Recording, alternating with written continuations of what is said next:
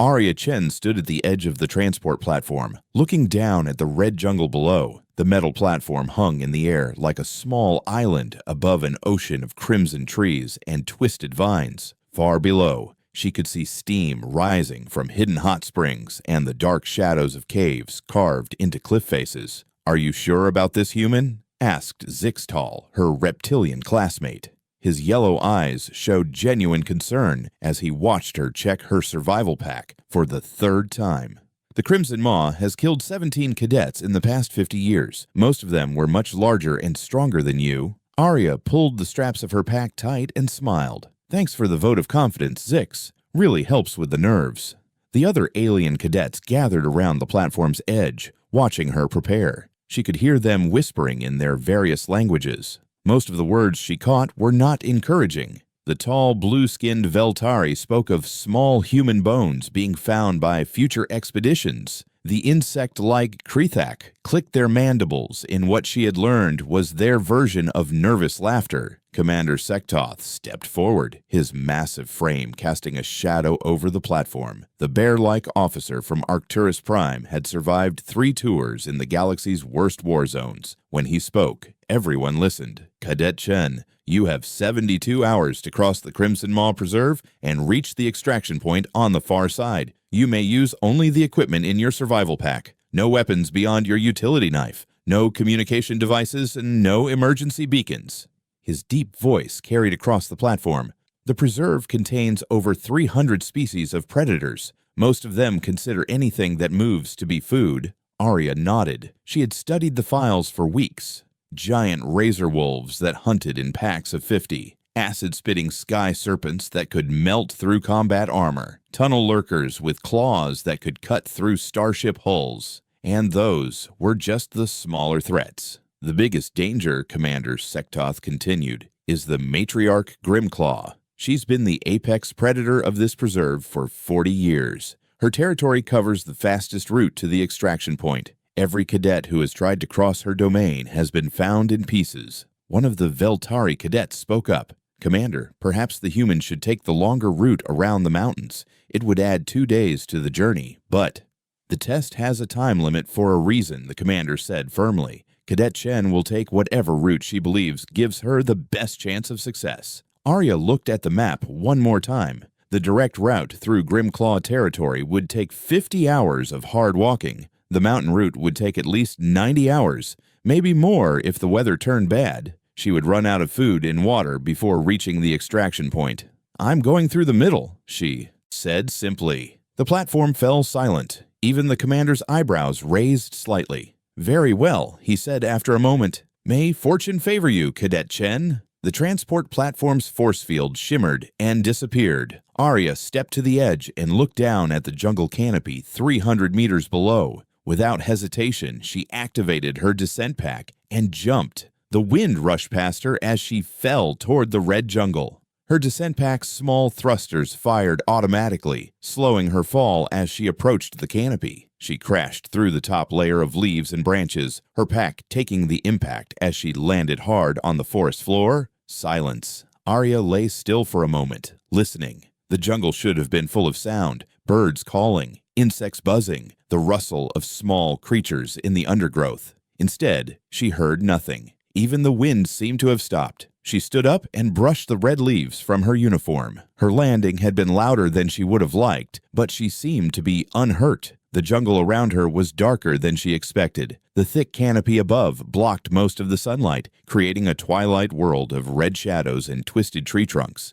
Arya pulled out her compass and checked her heading. The extraction point was 127 kilometers to the northeast. She had 3 days to get there, which meant she needed to cover at least 40 kilometers each day. In this terrain, that would not be easy. She started walking. The jungle floor was covered with thick moss that muffled her footsteps. Vines hung like curtains between the massive trees, and strange purple flowers grew from cracks in the bark. The air was warm and humid, with a metallic smell that reminded her of blood. After an hour of steady walking, Arya began to notice something strange. She had not seen a single animal, not even insects. According to her briefing files, the Crimson Maw should have been crawling with life. Deadly life, but life nonetheless. She stopped and listened again. Still nothing. Arya shrugged and kept walking. Maybe the animals in this area were nocturnal. Maybe her landing had scared them away. She would worry about predators when she actually saw them. What she did not notice was the pack of razor wolves that had been following her scent trail. The creatures had tracked her from her landing site, moving silently through the undergrowth with practiced ease. They should have attacked by now. Razor wolves always attacked, but something made them stop.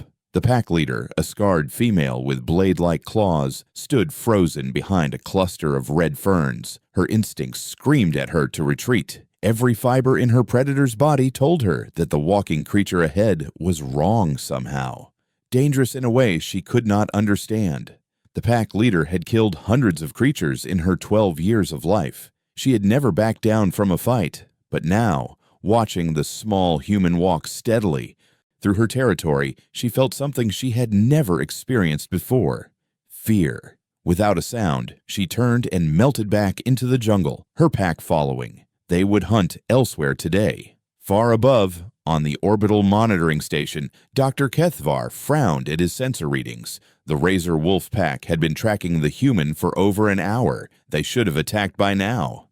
"Interesting," he murmured, making a note in his file. Below, Arya Chen continued walking through the red jungle, completely unaware that she had just passed her first test. The Crimson Maw was beginning to remember something very old and very important about humans, something that had been written in blood and bone across 1,000,000 years of evolution on a small blue planet called Earth. The second day began with rain. Arya woke to the sound of water dripping through the jungle canopy above her small shelter. She had built it between two massive tree roots using her emergency tarp and some fallen branches. The design was simple but effective, keeping her dry through the night. She packed up her gear and checked her map.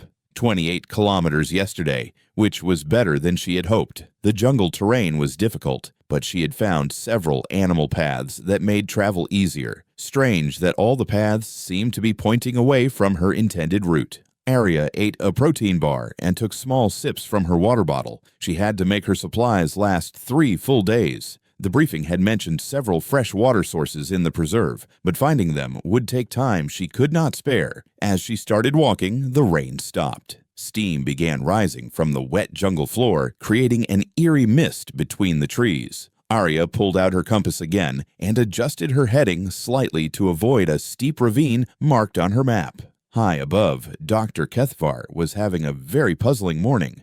"Professor Zilgorth, could you look at these readings?" He called across the monitoring station. "I think our sensors might be malfunctioning."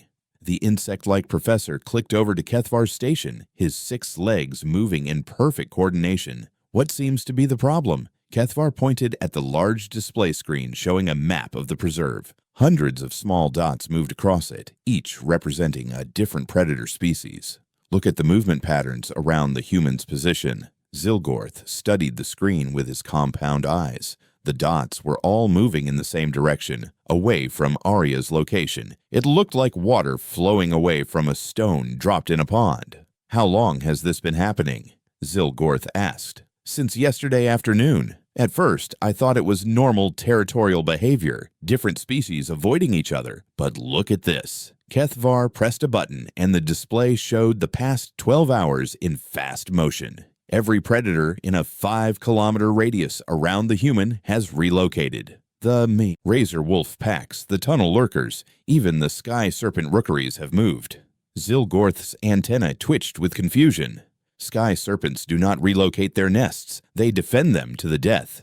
"I know, but 3 separate rookeries have abandoned their nesting sites and moved to the outer regions of the preserve." Kethvar pulled up another screen. "The strangest part is the human seems completely unaware. She's not doing anything different from a normal survival exercise." Down in the jungle, Arya was indeed acting like any well-trained survival student. She moved at a steady pace, conserved her energy, and stayed alert for danger. What she did not realize was that she was walking through territories that should have been death traps. She passed under the abandoned sky serpent rookeries without looking up. The massive nests built high in the canopy could hold 50 of the acid-spitting creatures. Normally, they would attack anything that came within 100 meters of their young. Today, the nests sat empty. Arya found an animal path leading northeast and followed it. The path was well-worn and wide enough for her to walk comfortably. She did not question why such a convenient route existed exactly where she needed to go. She was focused on making good time and conserving energy. What she could not see was the parade of creatures moving through the jungle around her.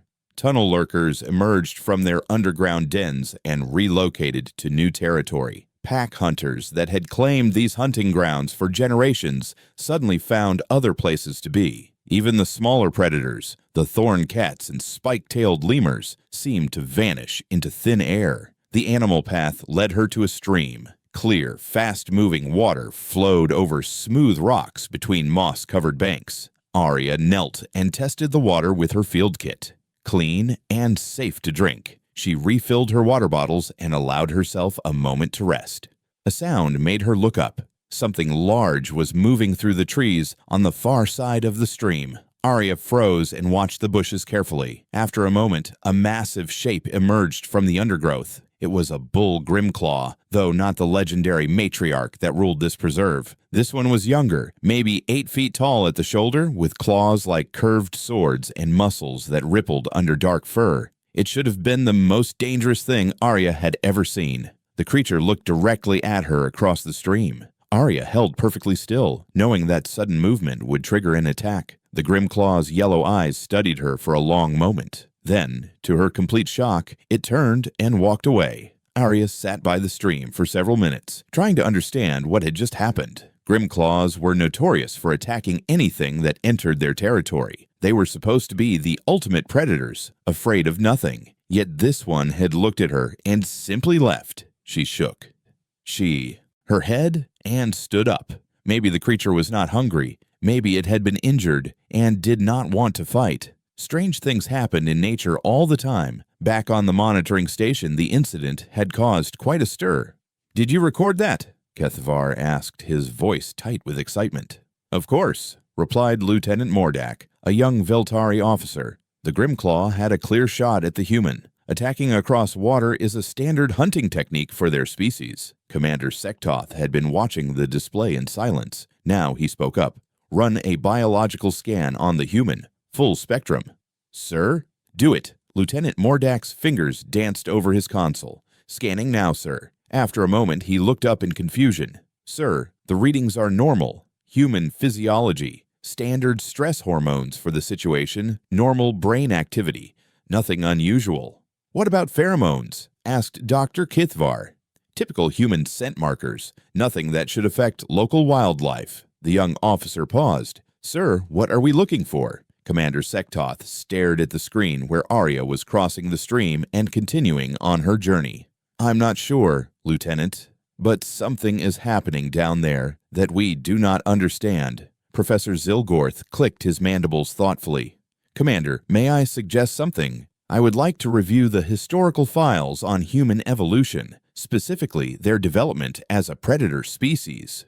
"Do it," the commander said. "And Professor, priority clearance. I want to know everything about how humans became the dominant species on their homeworld." In the jungle, Arya walked on, unaware that she was creating ripples of change throughout the entire ecosystem. Behind her, the stream flowed peacefully between empty banks. The Grimclaw that had spared her was already 3 kilometers away, moving toward the outer edges of the preserve where it felt safer. For reasons it could not understand, every instinct in its body told it to avoid the small walking creature. Something about her smell, her movements, the way she carried herself, triggered ancient memories buried deep in its genetic code. Memories of the last time apex predators had met something truly dangerous. The third day brought Arya to the heart of Grimclaw territory. She knew she was getting close to the dangerous zone when she started finding the bones. They were scattered along the game trail like white warnings, the remains of creatures that had wandered too close to the matriarch's domain. Arya recognized some of them from her studies: the massive skull of a thunderbeast, the curved spine of a tunnel lurker, the shattered shell of an armored groundwalker. All of them had been killed by the same predator. The jungle here was different too. The trees grew larger and more twisted, their red bark scarred by massive claw marks. The undergrowth was thicker, creating perfect hiding spots for ambush predators. Even The air felt heavier, charged with the scent of old blood and territorial markings. Arya checked her map. She was still 20 kilometers from the extraction point, but this was the fastest route through the preserve. Going around the matriarch's territory would add 2 days to her journey, and she was already running low on food and water. She had to keep going forward. The attack came without warning. Arya was stepping over a fallen log when something massive erupted from the undergrowth to her left. She threw herself backward as razor-sharp claws whistled through the air where her head had been. She hit the ground hard and rolled, coming up with her utility knife in her hand.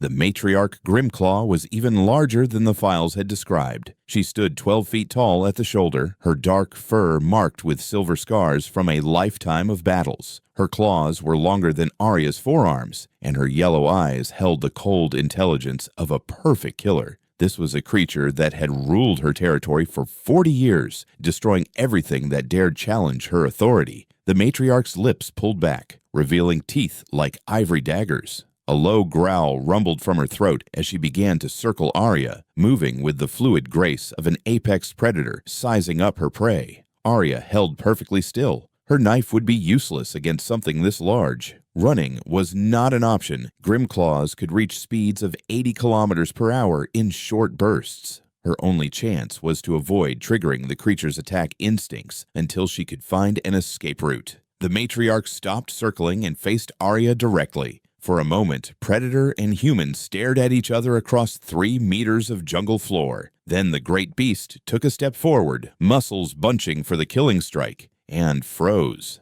Something had changed in the air between them. The matriarch's nostrils flared as she caught Arya's scent more clearly. Her eyes widened slightly, and the growl died in her throat.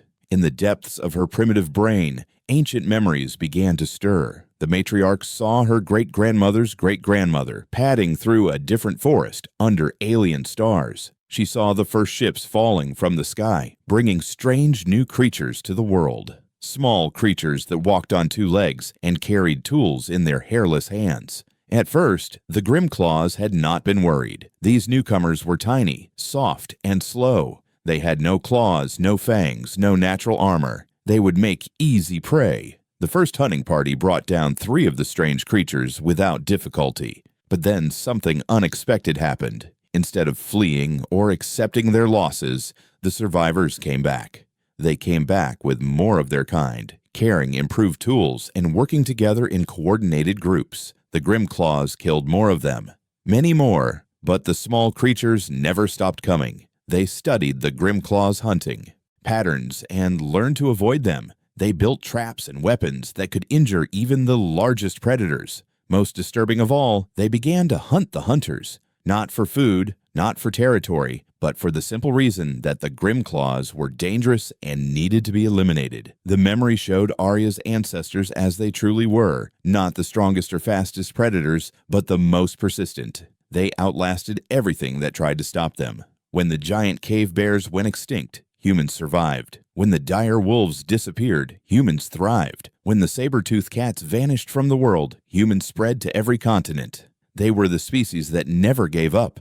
In the genetic memory, the matriarch saw the final battle between her species and the humans. It had not been a fair fight. The humans had brought fire and steel, coordinated tactics, and unbreakable determination. They had fought not just to win, but to make sure no Grimclaw would ever threaten human children again. Her species had been magnificent hunters, perfectly adapted apex predators with 40 million years of evolutionary success. It had taken the humans less than 3 generations to hunt them to extinction on their original world. Now, standing in the red jungle of an alien planet, the matriarch faced one of those same creatures. The scent was unmistakable, the pheromone signature of the species that had inherited Earth through sheer, relentless will. Arya stood motionless, confused by the creature's behavior. The matriarch should have attacked by now. Instead, the great predator seemed frozen, staring at her with what almost looked like recognition. Slowly, carefully, the matriarch took a step backward, then another.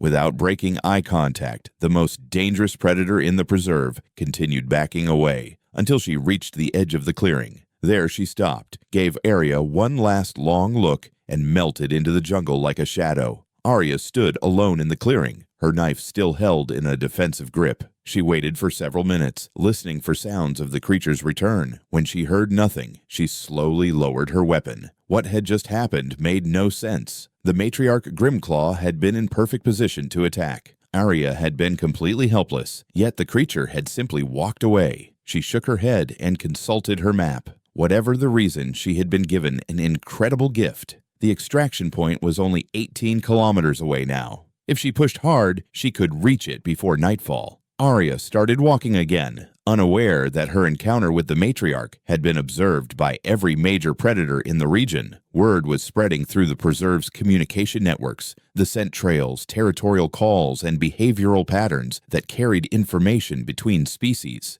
The small human was not prey. She was something far more dangerous. High above, Dr. Kethvar was frantically trying to understand the readings from his sensors. The encounter between Arya and the matriarch should have resulted in the human's death. Instead, both creatures had simply walked away in different directions. "Professor Zilgorth," he called across the monitoring station, "have you found anything in the human evolutionary files?" The insect professor looked up from his research terminal, his compound eyes reflecting the data screens. "Doctor, I believe you should see this. The humans are not what we thought they were." As Arya continued toward her extraction point, completely unaware of the evolutionary drama playing out around her, the truth about her species was finally beginning to emerge from the archives of galactic history. The truth that explained why every predator in the preserve was suddenly treating her with the respect reserved for the ultimate apex predator in the galaxy. Professor Zilgorth's research files covered 3 massive display screens in the monitoring station. Charts, graphs, and historical records scrolled past as he compiled his findings about human evolution. What he had discovered changed everything the galactic community thought they knew about Earth's dominant species.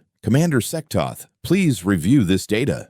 Zilgorth clicked, his mandibles moving rapidly with excitement. "The human classification in our databases is completely wrong." Commander Sektoth approached the displays, his massive frame casting shadows across the screens. Dr. Kethvar and the other monitoring staff gathered around to listen. "According to our original contact reports," Zilgorth began, "humans were classified as persistence hunters and tool users. The reports focused on their endurance capabilities and technological adaptation, but they missed the most important factor." He pressed a control, and the screen showed a map of Earth with various species marked in different colors. Humans did not evolve to be the strongest predators on their world. They evolved to be the final predators, the species that decides what else gets to exist. Dr. Kethvar studied the data. "What do you mean by final predators?"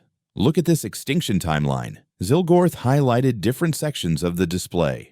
When humans spread across Earth, they did not just compete with other predators. They systematically eliminated every species that posed a threat to their survival. Cave bears, saber-toothed cats, dire wolves, giant ground sloths, all extinct within generations of human expansion. Commander Sektoth's eyes narrowed. That could be coincidence, climate change, natural selection, not according to this data.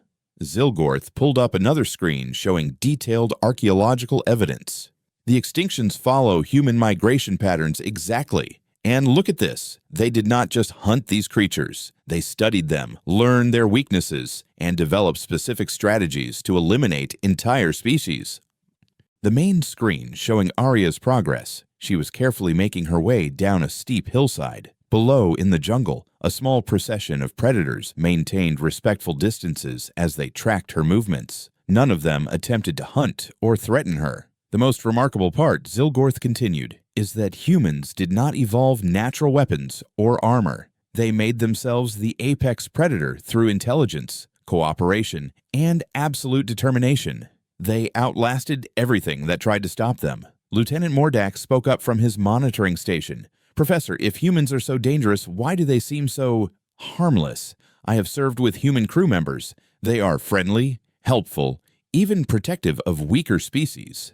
Zilgorth's antennae twitched in what his species considered a smile. That is the other side of their nature, Lieutenant. Once humans eliminated the threats to their survival, they became excellent caretakers of their conquered ecosystems. They actively protected and preserved the species they chose to keep alive. Down in the jungle, Arya was discovering this truth about herself. She had been following a game trail when she heard the sound, a low whimpering that seemed to come from a cluster of rocks ahead. Arya approached carefully, her hand on her utility knife. The sound came again, definitely from something in pain. Behind the rocks, she found a juvenile cave stalker. The creature was one of the last of its kind, a species that had once been common in the preserve. It was about the size of a large dog, with striped fur and large eyes adapted for hunting in darkness. This one was clearly young, maybe only a few months old. Its right rear leg was caught in the twisted roots of a fallen tree. The more it struggled, the tighter the roots gripped its limb. Blood stained the fur around the trapped leg, and the creature's breathing was rapid and shallow from exhaustion and fear. Arya knelt down slowly, speaking in soft, calm tones. "Hey there, little one. Let me see what we can do about this." The cave stalker tried to snap at her with its small fangs, but it was too weak to be dangerous. Arya pulled her knife and began carefully cutting through the twisted roots. It was delicate work. One wrong move could seriously injure the trapped animal. As she worked, Arya shared her water with the creature, letting it drink from her cupped palm. She also opened one of her remaining nutrition bars and offered small pieces. The juvenile cave stalker was clearly starving as well as injured. "Your parents probably got scared away by something," Arya murmured as she cut through another root. "Left you behind when they relocated. That happens sometimes in nature." What Arya did not know was that the creature's parents had fled when she entered the preserve. Along with every other adult cave stalker in the region, the juvenile had been too young to follow, too small to survive on its own. After 20 minutes of careful work, Arya managed to free the trapped leg. The limb was bruised and swollen, but did not appear to be broken. She used medical supplies from her first aid kit to clean and bandage the wound, then made a simple splint from small branches and tape. "There you go," she said, sitting back to admire her work. "That should help it heal properly." The cave stalker looked up at her with large, intelligent eyes. Instead of running away, it moved closer and rubbed against her leg like a domesticated pet, seeking comfort. Arya smiled and gently stroked the creature's fur. This was exactly the kind of behavior that had made humans successful on Earth. Not just the ability to eliminate threats, but the instinct to protect and care for creatures that posed no danger. She shared more of her food and water with the juvenile, knowing it would slow her journey, but unable to leave the injured animal to die. After making sure it was stable and comfortable, she reluctantly stood to continue her trek. The cave stalker watched her go, then began following at a distance. High above, the monitoring station was witnessing something unprecedented. "Commander," Dr. Kethvar reported, "the human just spent valuable time and resources helping an injured creature. She gave it food from her limited supplies and used medical equipment that she might need for herself. And now the creature is following her," added Lieutenant Mordak. "Sir, we have documented over 40 different predator species tracking the human's movements. None of them are hunting her. They appear to be escorting her." Commander Sektoth stared at the displays showing Arya's progress toward the extraction point. Behind her, visible on thermal imaging, a growing parade of creatures moved through the jungle. They maintained careful distances, but seemed drawn to follow her path. "Professor Zilgorth," the commander said slowly, "what exactly are we witnessing here?" The insect professor consulted his data files one more time. "I believe, Commander, that we are seeing an entire ecosystem recognize what we failed to understand. Humans are not just another predator species joining the galactic community." He gestured toward the screen, showing Arya helping the injured cave stalker. "They are the species that other apex predators instinctively recognize as the ultimate authority, not because they are the strongest or fastest, but because somewhere in their genetic signature is the unmistakable mark of the species that inherited an entire planet." On the screen, Arya continued walking toward her extraction point, completely unaware that she had become the center of the most remarkable wildlife behavior ever recorded in the preserve's history. Behind her, predators that had never shown submission to anything walked in silent procession, paying homage to the small human who carried in her blood the memory of Earth's final conquest. Arya reached the extraction point just as the sun was setting on her third day in the preserve. The clearing was exactly as marked on her map, a circular space about 50 meters across, surrounded by tall trees with red bark. In the center stood an ancient stone marker left by the preserve's original builders. It was the finish line she had been walking toward for 3 days and 127 kilometers of dangerous jungle. She had made it. Arya dropped her pack and sat down heavily against the stone marker. Her legs ached, her boots were worn thin, and she had used up all but one of her nutrition bars. But she was alive and uninjured, which was more than most people expected when she started this journey. As she rested, something moved at the edge of the clearing. The juvenile cave stalker she had helped emerged from the undergrowth, still limping slightly on its bandaged leg. It approached her cautiously, then settled down nearby with a soft chirping sound. Arya smiled and offered it the last of her water. "You did not have to follow me all this way," she said softly. "But I am glad for the company." More movement caught her attention.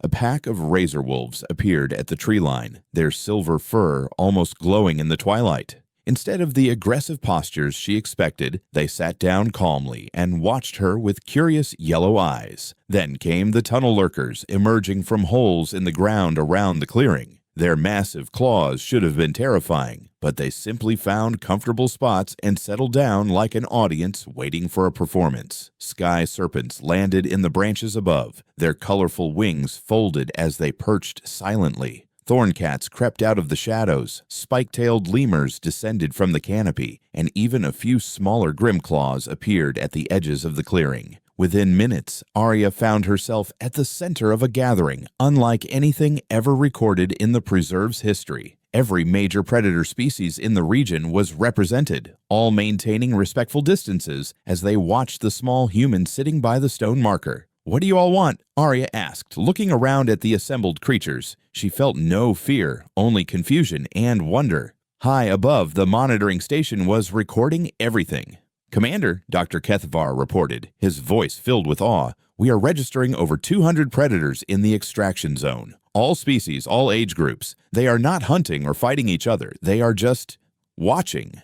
Commander Sektoth stood before the main display, his massive frame tense with concentration. "Professor Zilgorth, do you have an explanation for this behavior?" The insect professor studied his research files one final time. "Commander, I believe we are witnessing something that has not happened since humans first spread across Earth 200,000 years ago. An entire ecosystem is acknowledging its new apex predator." "But she did not fight them," Lieutenant Mordak pointed out. "She did not establish dominance through combat." "She did not need to," Zilgorth replied. "The genetic memory is enough. These creatures recognize what she represents, the end of their dominance, the arrival of the ultimate predator, not through strength or speed, but through the absolute determination that allowed humans to inherit their entire planet." The extraction shuttle arrived exactly on schedule, its lights cutting through the jungle darkness as it descended toward the clearing. The assembled predators watched calmly as the craft landed, showing no fear or aggression toward the alien technology. Commander Sektoth's voice came through the shuttle's communication system. "Cadet Chen, this is Control. Are you ready for extraction?" Arya stood up and shouldered her pack, giving the juvenile cave stalker one last gentle pat. "Ready for pickup, Commander." "Cadet, are you aware that you are surrounded by over 200 predators?" Arya looked around the clearing again. In the shuttle's lights, she could see the creatures more clearly. Dozens of species that should have been trying to kill each other, all sitting peacefully in the same space. "Yes, sir," she replied, "but they do not seem interested in causing trouble." "No," the commander agreed. "They do not."